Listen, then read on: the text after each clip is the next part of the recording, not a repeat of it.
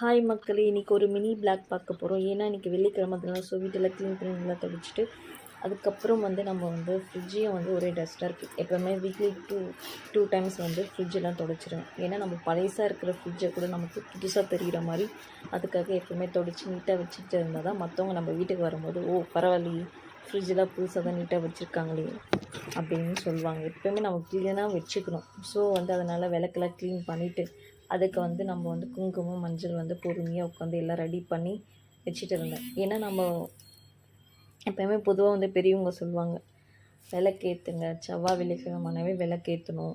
ஏன்னா அப்போ தான் நமக்கு நல்லது நடக்கும், கொஞ்சம் மைண்ட் ரிலாக்ஸ் கிடைக்கும் அப்படின்னு சொல்லுவாங்க. ஏன்னா நம்ம அந்த மஞ்சள் குங்குமம் பொறுமையாக அதை வைக்கும் போது மறந்து நம்ம பாட்டுக்கு வச்சுட்டே தான் இருப்போமே. ஏன்னா இப்போ பார்த்தீங்கன்னா இதெல்லாம் வச்சுட்டு ரெடி பண்ணிவிட்டு எங்கள் ஹஸ்பண்டை எழுப்பணும். ஏன்னா அவர் எங்கள் வீட்டுக்கு தூங்கிட்டே தான் இருக்கார், எப்பவுமே தூங்கிட்டு இருப்பார். ஏன்னா அவருக்கு ஒர்க் அதிகமாக இருந்தது. நைட்டு ஒரு 2 o'clock தான் அவங்களுக்கு ஒர்க்கு முடிஞ்சது. ஸோ தூங்கிட்டுருப்பார். அதனால் நான் இது எல்லாமே ரெடி பண்ணிவிட்டு சாமிக்கு உண்டான தேவையானது எல்லாமே ரெடி பண்ணிவிட்டு குங்குமம் மஞ்சள் வச்சுட்டு, ஏன்னா இந்த மாதம் ஃபுல்லாக நான்வெஜ்லாம் எதுவுமே மிக்ஸ் பண்ணக்கூடாதுன்னு சொல்லியிருக்காங்க. ஏன்னா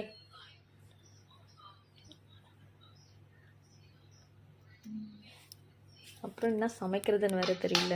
ஓகே, தோசை சுட்டலாம், தோசை சுட்டு புதினா சட்னி வச்சிடலாம். சரி, ஸோ நான் குளிச்சுட்டு அப்புறமா விளக்கெல்லாம் ஏற்றிட்டு, ஏன்னா நம்ம விளக்கு ஏற்றும் போது பார்த்தீங்கன்னா நம்ம சாமி கும்பிடும்போது நமக்கு மட்டும் வேண்டக்கூடாது, அடுத்தவங்களும் நல்லா இருக்கணும் தான் நம்ம வேண்டணும். அப்போ தான் நாம் நல்லா இருக்க முடியும். ஸோ நான் அதெல்லாம் சாமியெல்லாம் கும்பிட்டு சரி ஃப்ரிட்ஜில்